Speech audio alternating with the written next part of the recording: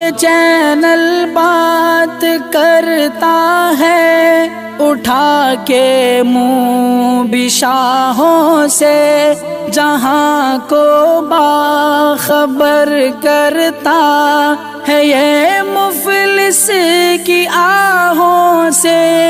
ناظرین گرامی السلام علیکم ورحمۃ اللہ وبرکاتہ۔ سیدھی بات کے آج کی بات خاص بات میں آپ لوگوں کا استقبال ہے۔ ناظرین گرامی میں انصار عزیز ندوی اس وقت دن بھر سے آئی ہوئی کچھ اہم ترین خبروں کی تفصیلات لے کر آپ لوگوں کی خدمت میں حاضر ہوں۔ تفصیلات میں جانے سے پہلے آپ لوگوں سے درخواست ہوتی ہے اس پر توجہ کریں۔ دونوں پرائم ٹائم شائع ہو چکے ہیں، جن احباب نے نہیں دیکھا ہے ضرور جا کر کے دیکھیں، دوسروں تک پھیلانے کی کوشش کریں، لنک کو شیئر کریں، یہ آپ کی ذمہ داری ہے۔ آئیے پہلی خبر کی جانب بڑھتے۔ کرناٹک کی شمالی کنڈا ضلع میں منکی فیور کے کم سے کم 21 معاملے سامنے آئے، ان میں سے 8 لوگوں کو علاج کے غرض سے اسپتال میں داخل کرایا گیا ہے، جبکہ 13 کا علاج گھر پر ہی کیا جا رہا ہے۔ اطلاع شمالی کنڈا ضلع کے حکام نے دی ہے، لہٰذا پرہیز کیا جائے۔ آئیے ناظرین گرامی اگلی خبر کی جانب بڑھتے ہیں۔ لباس ہر انسان کی بنیادی اور فطری ضرورت ہے۔ اسلامی تعلیمات میں جہاں بھوکوں کو کھانا کھلانے کی ترغیب دی گئی ہے، وہیں ننگوں کو کپڑا پہنانے کی ترغیب بھی دی گئی۔ ان خیالات کا اظہار مولانا غیاث احمد رشادی صدر صفا بیت المال انڈیا نے ضرورت مند غریبوں میں کپڑوں کی تقسیم سے متعلق صحافتی بیان میں کیا اور کہا کہ جہاں انسان کی تعلیمی، طبی اور معاشی ضروریات ہیں، وہیں انسان کی بنیادی اور فطری ضروریات میں سے لباس بھی ہے۔ ہمارے معاشرے کا وہ مستحق طبقہ جو غربت کی سطح سے نیچے زندگی گزارتا ہے، وہ اپنے لیے اور اپنے بچوں کے لیے مناسب کپڑوں کی بآسانی فراہمی نہیں کر سکتا۔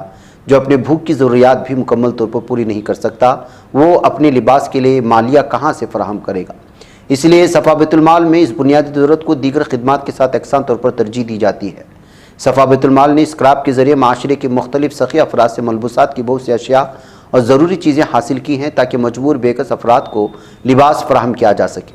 صفا بیت المال نے اسکراب کی مہم 2006 میں شروع کی، جس سے گھروں میں موجود بے ضرورت سامان حاصل کرتے ہوئے ضرورت مندوں کی مدد کی جا سکے۔ کپڑوں کے علاوہ صفا بیت المال دوسری اشیاء جیسے موسم سرما کی ٹوپیاں، بلینکٹس اور سویٹرز وغیرہ بھی موقع بموقع مستحقین کو فراہم کرتا ہے۔ چنانچہ صفا بیت المال کی جانب سے بتاریخ 30 جنوری بروز منگل کو Koh Noor garden function hall میں 300 سے زائد افراد میں ملبوسات تقسیم کیے گئے، جس کی جھلک آپ ہماری اسکرین پر دیکھ رہے ہیں۔ اتراکھنڈ میں یونیفارم سول کوڈ کے لیے سبکدوش جج رنجن پرکاش دیسائی کی صدارت میں بنی کمیٹی نے جمعہ 2 فروری کو اپنی رپورٹ وزیر اعلیٰ پشکر سنگھ دھامی کو سونپ دی ہے۔ رپورٹ وصول کرنے کے بعد وزیر اعلیٰ نے کہا کہ اسمبلی انتخاب 2022 سے قبل ہم نے اتراکھنڈ کے عوام سے بی جے پی کے عہد کے طور پر یونیفارم سول کوڈ لانے کا وعدہ کیا تھا۔ اسی وعدے کو پورا کرتے ہوئے ہم نے UCC کے نفاذ کا فیصلہ کیا ہے۔ ادھر تمل سپر اسٹار تھلپتی وجے کے سیاسی میدان میں قدم رکھنے کی قیاس آرائیاں طویل مدت سے ہو رہی تھیں اور اس سلسلے میں آج ایک بڑا قدم انہوں نے اٹھایا ہے۔ انہوں نے اپنی پارٹی کا نام کا اعلان بھی کر دیا اور ظاہر کر دیا کہ وہ فلمی دنیا میں شہرت حاصل کرنے کے بعد اب سیاسی میدان میں اتر کر عوام کی خدمت کریں گے۔ وجے نے اپنی پارٹی کا نام تملناگا وٹری کزم رکھا ہے۔ ادھر چندی گڑھ میئر انتخاب کو لے کر جاری تنازع کے درمیان سپریم کورٹ عام آدمی پارٹی کونسلر کی اس عرضی پر غور کرنے کے لیے متفق ہو گیا جس میں میئر انتخاب معاملے پر فوری سماعت کا مطالبہ کیا گیا۔ اس عرضی میں پنجاب و ہریانہ ہائی کورٹ کے فیصلے کو چیلنج پیش کیا گیا۔ ہائی کورٹ نے چندی گڑھ کا میئر انتخاب پھر سے کرانے کی گزارش پر کوئی عبوری راحت دینے سے انکار کر دیا تھا۔ مغربی بنگال کی وزیر اعلیٰ ممتا بنرجی نے مرکزی حکومت کے ذریعے ریاست کو بقایا رقم کی ادائیگی نہ کیے جانے پر دھرنا و مظاہرہ شروع کر دیا ہے۔ مرکز کی مودی حکومت کے خلاف محاذ کھولتے ہوئے انہوں نے سماجی فلاحی منصوبوں کے لیے ریاست کے بقایا کی ادائیگی کا مطالبہ کیا ہے اور جمعہ کو کلکتہ میں دھرنا بھی شروع کر دیا ہے۔ دہلی کے آر پورم واقع دہلی پبلک اسکول DPS کو بم سے اڑانے کی دھمکی موصول ہوئی ہے۔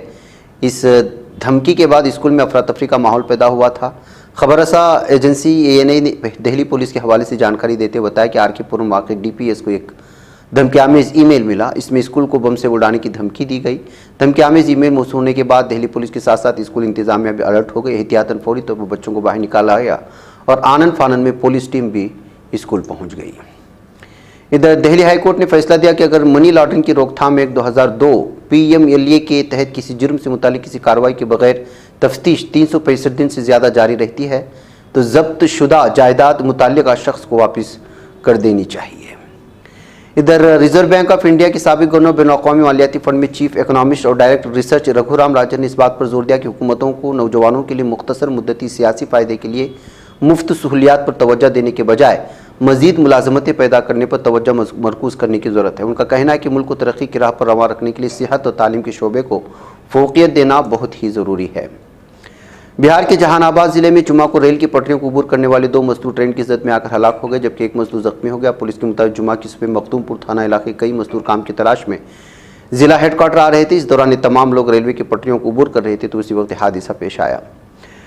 Guwahati people for the ethical treatment of animals کی جانب سے دائر ایک عرضی پر سماعت کرتے ہوئے گوہاٹی ہائی کورٹ نے آسام میں بھینسوں کی لڑائی پر پابندی عائد کر دی ہے۔ ہائی کورٹ نے جمعرات کو جاری کردہ ایک حکم میں آسام میں تمام ضلعی انتظامیہ کو بھینسوں کی لڑائی پر عارضی پابندی عائد کرنے کی ہدایت دی۔ خیال ہے کہ ریاست بھر میں بیہو تہوار کے موقع پر ایک ضروری مشق کے طور پر بھینسوں کی لڑائی کرائی جاتی تھی اور تماشا دیکھا جاتا تھا۔ جھارکھنڈ کے کارگزار سی ایم ہیمنت سورین کو سپریم کورٹ سے بڑا جھٹکا لگا۔ سپریم کورٹ نے ای ڈی کی گرفتاری کے معاملے میں انہیں راحت دینے سے انکار کر دیا اور کہا کہ پہلے آپ کو ہائی کورٹ جانا چاہیے، ایسے میں اب ہیمنت سورین ہائی کورٹ سے رجوع کر سکتے ہیں۔ Chief justice D Y Chandrachud کی سربراہی والی سپریم کورٹ کی 7 رکنی آئینی بینچ نے جمعرات کو علی گڑھ مسلم یونیورسٹی کے اقلیتی کردار معاملے میں اپنا فیصلہ محفوظ رکھا ہے۔ بینچ نے مرکز کی نمائندگی کرنے والے سینئر لا افسران اٹارنی جنرل آر وینکٹ رامانی اور سالسٹر جنرل تشار مہتا اور پلکنندگان کی نمائندگی کرنے والے سینئر ایڈوکیٹ راجو دھون، کپل سبل اور دیگر کے زبانی دلائل پر سماعت مکمل کر لی ہے۔ سابق مرکزی وزیر سوامی چنمینن کو اپنی شاگردہ سے زنا معاملے میں آج ایم ایل اے کورٹ سے بڑی راحت ملی۔ 1 فروری کو عدالت نے انہیں عصمت دری معاملے میں باعزت بری کرنے کا فیصلہ سنایا۔ 13 سال قبل سوامی چنمینن کی ایک شاگردہ نے ان پر عصمت دری کا الزام عائد کرتے مقدمہ درج کرایا تھا۔ اس معاملے میں سابق مرکزی وزیر مملکت نے برائے داخلہ سوامی چنمینن کو ہائی کورٹ سے اسٹے ملا ہوا تھا۔ امریکہ میں ایک کے بعد دیگر 4 ہندوستانی طلباء کی موت ہونے کے بعد بیرون ملک تعلیم حاصل کرنے والے نوجوانوں میں خوف و ہراس پیدا ہو گیا ہے۔ دراصل سوشل میڈیا پر متعدد صارفین نے سفری ہدایت جاری کرنے کا مطالبہ کیا ہے۔ اقوام متحدہ کے سیکریٹری جنرل اینٹونیو گٹرس نے غزہ کی پٹی بھر کو انسانی امداد کی تیز، محفوظ، بلا روک ٹوک کو توسیع شدہ رسائی کا مطالبہ کیا ہے۔ گٹرس نے سوشل میڈیا پلیٹ فارم ایکس پر اپنے پوسٹ میں لکھا ہے کہ وہاں ہر شہری فاقہ کشی کا شکار ہے۔ 17 لاکھ افراد اپنے گھر بار سے محروم ہو چکے ہیں۔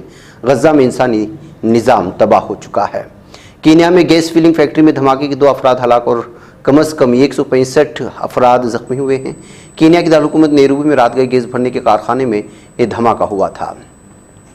امریکی صدر جو بائیڈن نے مقبوضہ مغربی کنارے میں فلسطینیوں کے خلاف تشدد کرنے والی انتہا پسند یہودی آباد کاروں پر پابندی عائد کرنے سے متعلق صدارتی حکم نامے پر دستخط کر دیے ہیں۔ وائٹ ہاؤس کی جانب سے جاری کردہ تحریر بیان کے مطابق صدر بائیڈن نے مغربی کنارے میں سیکورٹی کو نقصان پہنچانے والوں کے خلاف تیار کیے گئے صدارتی حکم نامے پر دستخط کر دیے۔ فلپائن میں شدید بارشوں کے باعث سیلاب اور لینڈسلائڈ سے 6 افراد کے ہلاک ہونے کی خبریں آ رہی ہیں۔ ادھر 7 اکتوبر سے غزہ کے پٹر پر ظالم دہشت گرد اسرائیل کے حملوں میں شہید ہونے والے فلسطینیوں کی تعداد گزشتہ 24 گھنٹوں کے دوران 112 بڑھ کر 27,131 تک پہنچ چکی ہے۔ ادھر اسرائیل نے شام کی دارالحکومت دمشق پر فضائی حملہ کیا ہے۔ شام کی سرکاری خبر رسائی ایجنسی سنا نے فوجی ذرائع کے حوالے سے بتایا کہ مقامی وقت کے مطابق شام 4:20 پر دمشق کے جنوب میں بعض مقامات کو ظالم دہشت گرد اسرائیلی فورسز نے فضائی حملے میں نشانہ بنایا تھا۔ یمن میں ایران کی حمایت یافتہ حوثیوں نے اعلان کیا کہ انہوں نے بحر احمر میں مقبوضہ فلسطینی بندرگاہوں پر جانے والے برطانوی تجارتی جہاز کو نشانہ بنایا۔ حوثیوں کے فوجی ترجمان یحییٰ سیری نے اپنے ایکس سوشل میڈیا اکاؤنٹ پر اس معاملے پر ایک بیان جاری کیا ہے۔ ادھر غزہ میں اسرائیل کے قتل عام کو روکنے کے لیے سفارتی کوششیں جاری ہیں۔ قطر نے اعلان کیا کہ اسرائیلی فریق نے قیدیوں کے تبادلے اور جنگ بندی کی نئی پیشکش کی منظوری دی ہے اور حماس نے بھی اس کا خیر مقدم کیا ہے۔ ناظرین گرامی، آج کی بات خاص بات میں اتنا ہے۔ انشاءاللہ پھر آپ سے ملاقات ہوگی۔ مجھے اجازت دو۔ السلام علیکم ورحمۃ اللہ وبرکاتہ۔ یہ چینل حق نگر بن کر کچل دیتا ہے فتنوں کو، اگر گندی ہو پالیسی تو مرتے دیکھ کتنوں کو، اسی بازار میں بکتے ہوئے دیکھا ہے سپنوں کو، سبھی یکساں ہے یہ پیغام دو غیروں کو اپنوں کو، وطن اہل وطن کا ہے گلے بے خار سیدھی بات۔